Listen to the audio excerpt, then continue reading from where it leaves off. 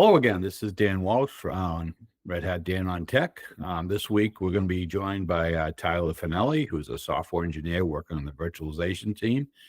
And he's kind of the main guy working on confidential computing, or at least the main guy I know that works on confidential computing. So we're going to be talking about it. Tyler, what is confidential computing? Yeah, thanks for having me. So if you kind of think about what confidential computing is, if you think about privacy on the cloud or on the edge, running programs somewhere that's not on your local system. If you think about privacy technologies in the past, or it's still used, of course, but invented in the past, you have network encryption that protects data that's in transit, two computers talking to each other, and you don't want a third party to snoop on what you're communicating to each other. So you encrypt that data, and the only two people that can read it are the ones with the encryption keys. So that prevents third parties from snooping on network traffic. You have storage encryption that protects data at rest. So if you have a data sitting on a disk somewhere, you can encrypt that disk such that if someone gets it, they still can't read that data without the decryption keys. So that, network encryption protects in transit, storage encryption protects at rest. Confidential computing really builds on that. And it protects data in use. And by in use, we're literally talking about data that's being processed on a system, literally the RAM and the CPU registers of something running on a system. So if you think about applications that are running on a cloud or an edge server, and they may be processing sensitive data, think financial information, healthcare records, trade secrets. Anything that's extremely sensitive, such that if there was an attack and somebody stole it, it's a breach of data. I mean, we see breaches happen due to hacks, or if there's an attacker, perhaps even someone that already has root access, such as a rogue administrator, or someone who has just broken into a system. They can compromise that system. They can snoop and copy data that's being processed on it. If you're processing data, that's important. Yeah, so basically you're saying the root administrator and machine ordinarily use tools like ptrace and GDB to actually look at the data that's on the system and actually sort of interfere with what's going on in programs that are running on my system. Even if it's a VM running on top of a system, I can ordinarily do that. And confidential computing protects against that? Yes. So even if it's less of a security technology, more of a privacy. It doesn't really protect anybody from breaking into a system. There's other mitigations for that. But if they do attack a system and they want to now either tamper with data, or they want to copy that data, try to steal it, confidential computing makes that harder, because the actual RAM that is running it's a virtualization technology. So when you're running inside data inside a VM, the actual RAM that VM takes up is encrypted, such that it's the private keys are stored on the chip of that system. So you can't, even somebody with root access and somebody who has GDB and can snoop on that process at that level cannot read the data because they don't have the decryption key. It's on the chip only. That's pretty cool, because one of the things I've always said over the years is that if I can touch a machine, I could probably hack into it. So if I can get, because basically physical access to a machine allows me to get access to it. But now you're saying that even if I got onto a physical machine and figure out how to boot it up and get to, root on the machine, I can be able to look at the data. So what hardware do I need to do this? How does this work? So it's currently, all the major chip providers, I think x86, ARM, RISC-V, IBM Power, they all have these new CPU features. So confidential computing is implemented using something called trusted execution environments. And much like how all of these processor architectures have extensions for virtualization, they've further extended the virtualization features to include ways to, if you're starting up a VM with these CPU features, you can encrypt that, instruct the, there's a system on chip. There's a system on the chip, and you can instruct that to encrypt the RAM that this VM is going to take up. So this is done at the CPU level, and that's what makes it so hardened against attackers. So that doesn't matter if you have root access, because you don't have access to the chip. That there's a secure processor on the chip it's handling all this. And so when you run these VMs on host, the RAM and the CPU registers that VM occupies are encrypted with that key stored on the chip, such that no other user can access it. Cool. Yeah. So a few years ago, I remember seeing something like this, but it was way lower than, the virtualization layer. So now you're basically saying I could run a VM or say a container inside of a KVM separated environment and have this type of encryption to protect against it. Cool. What tools are you currently using to do this? So I think the last episode they talked about libkrun. Sergio Lopez came on and talked about libkrun, and he talked about how they extend the crun runtime to use libkrun to run OCI containers, but with VM isolation. And libkrun is what we use to enable this, because libkrun is a virtual machine monitor and is running these containers inside VMs. We can thus take advantage of the trusted execution environment extensions to then basically, we take this libkrun VM and we instruct the processor, the secure processor, to encrypt the memory. So you're running a OCI container that is virtualized, and the memory that VM takes up is encrypted. So, libkrun's original purpose was to isolate containers from the rest of the system. As in, if a container escapes, it's still sandboxed inside that virtual machine. And there's, it essentially quarantines a container workload. And this kind of brings it the other way around, where now also the processing that's done inside that container is protected from the host system. So if you're running on a cloud and you don't trust the provider, or you don't trust other users of that cloud, they can break out and snoop on your data. This protects that attack. And that's how we're able to take advantage of it with libkrun. Oh, cool. You got a chance? Can you give me a demo of it? Sure. I'll have a small demo that demonstrates these capabilities. So if you see my screen here, I have on the left here, I have a simple hello.go program. And what it's basically a HTTP server. You reach out to a port 8080 on the host, and it's going to send you a response with a secret on it. And that secret is Red Hat Dan. So what we're going to do is we're going to run this container without libkrun and without confidential computing. We'll show that it can, of course, read its own memory. That process can read its own memory inside the virtual machine. And then we'll dump the memory contents and try to find that secret. Without trusted execution environment, without confidential computing technology, we should be able to read that secret just fine. We'll then build it with confidential computing technologies and then try to read that secret again. So you see here, we have that program, and then we have the container file on the right here. All it's instructing to do is run this container. So if we build the container, we'll call it hello demo with that container. So we have that running there, and we'll just run it.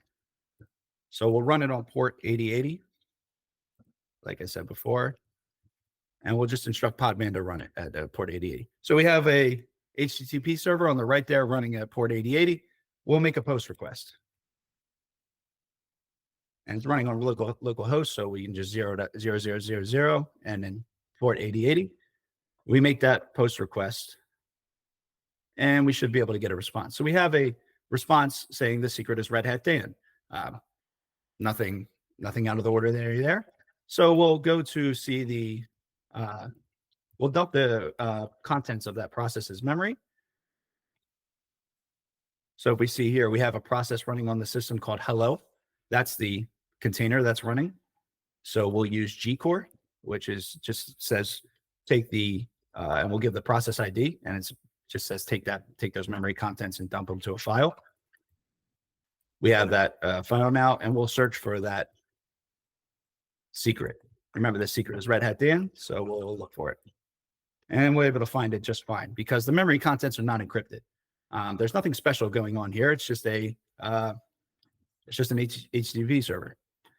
So we'll take that now and we'll run it with confidential computing technology. So we extended something called Buildah, a program called Buildah, which is used to build container images. And we built it so that there's an idea in confidential computing called attestation, such that when you're running workloads on a system, you want to be able to prove that they're running confidentially. So, essentially someone could lie to you and say, if you're very paranoid, somebody could lie to you and say you're running confidentially when you're really not. But you want to be able to prove that you are. So you can run something called an attestation server, and we can use Buildah to build these container images. We have a command called Buildah make CW. It takes a regular OCI image and converts it to a confidential workload image, so we have this attestation server running on port 8000 on the server. So we can tell it attestation URL is HTTP 0.0. I'm sorry. Well, the IP address that I'm running on is 10.668.36 and port 8000. We can also instruct it. We want two virtual CPUs to run with libkrun. So we'll build this container image to be run with two virtual CPUs, 2048 memory. That's about 2 kilobytes of memory. And we can give a passphrase such that you have to attest with this passphrase in order to run your workload. And we're running on AMD SevSMP. So we can, that's AMD's confidential computing architecture. We're taking the hello demo that we just created, that container image, and then we are calling this new one hello demo CW for confidential workload. So we'll build that. If we look at Podman images, we have localhost hello demo. That was the original one that we built and ran. And now we have hello demo CW, which is a confidential workload. It's the same hello demo container image, but it's now built for confidential computing technologies. So what we can then do is run this new container image. So if we run that again on port 8080, again, it's the same. It is the same HTTP server as before, and we'll run it. So we now have, if you notice there, I've run it with the krun runtime, and I instructed it to attest. So krun will then inject each memory region inside the virtual machine, and we'll then run this server again. So if you see, we're starting the TE, the micro VM. And you see we had tested on the right. We've basically proven that our workload is running on confidential hardware. Attestation is a pretty complicated process. But essentially what the too long didn't read here is that krun has reached out to the server, has given it evidence from the CPU itself that it is running confidentially, and the attestation server has replied with a passphrase. So now again we can post to this container, and it's listening on port 8080. And we receive that again. So we can see that the virtual machine is able to read its own memory and reply with this secret Red Hat Dan. So now as another user of this host system, what we'll try to do is dump the memory contents again. So we will look for, this is the process right here that's running the krun entry point. So we'll dump the contents of that process. And that memory should be, so we'll look for that secret again. The secret is Red Hat Dan, and we'll look for it in that process. And we're not able to find it. The reason we're not able to find it is because the memory that was just dumped to that file was encrypted. So it was the same exact container that we dumped before, only the memory that it took up is encrypted. So when we dump those memory contents, there's nothing to read. We can't find that secret because the memory itself was encrypted. Okay. But we can see when we make a request, our container itself is able to read its own memory. So basically, you set up the attestation server just sitting out there running in the internet somewhere. Exactly, as a trusted site, and when you do that, the Buildah make W, that basically is it's communicating up to the server saying, generate me some kind of secret information for this workload in this type of environment. Now I encrypt the image that I'm going to be building on, and I can push that to a registry in encrypted form. Later on, I tell you, hey, go run this application. You run standard Podman, standard krun command on top of a server with the proper hardware, and it will download the image in encrypted form. You don't know what the password is, but as long as the machine can attest to the attestation server, that's this, it has the proper setups, the proper hardware, it will download the image, decrypt the image in the side of this protected environment, and then run all the processes in that protected environment. So yes, essentially when you build this make CW command, mkcw and buildah, you are Lux encrypting the actual application that you're going to run. It's hidden behind a Lux encryption disk, and it's just an image sitting out there with Lux encryption. The passphrase that I set, I call it the passphrase that I set, that can be randomly generated, but the important part is that it's only stored on the attestation server. So eventually the krun runtime will reach out and give evidence from the CPU. And each architecture has a different evidence format. It will give evidence to from the CPU to the attestation server. The attestation server will comb over that evidence and ensure that, yes, you are running under authentic, trusted execution environment hardware. And if so, it will release the Lux passphrase. So if you do not attest, and thus you haven't proven that you're running on confidential hardware, the container will never run. So it's a way to, the container will never run because it doesn't unlock the Lux disk. So it's a way to prove if my container is running, that means I have already attested and I can be confident that I'm running on confidential computing hardware, legitimate trusted execution environment hardware. Yeah, this to me is awesome. I really wish we could get the message out to, United States government that like every military vehicle that runs a computer in the field should have this type of technology. There's so many places on edge devices and training systems and all over the place where, if a person again gets able to touch the hardware, if an enemy gets to touch the hardware, they're going to be trying to break in and get access to the secret data or the secret applications that are running on there. And having this type of technology, it's a huge increase in security for the systems. So why isn't this everywhere at this point? Really, because the hardware is brand new. If you look at, I've mentioned before that ARM, RISC-V they are planning to support this, but the hardware is really not available for it right now. The chips that support these from AMD and Intel are the higher end server chips right now. And they're expensive, they're new, and they're just being rolled out. So this is not. This is a very new technology that's being rolled out in some of the latest chip offerings from AMD and Intel. And for ARM and RISC-V, it's not available yet. It's the hard as of this talk. I don't think we have any hardware available. But the designs are there, and they are coming up the pipeline, and that's we're preparing for that when they do get here. Yeah. So one last question. You've shown running containers in this type of environment. Can I run a full virtual machine in this type of environment? Sure. Yeah.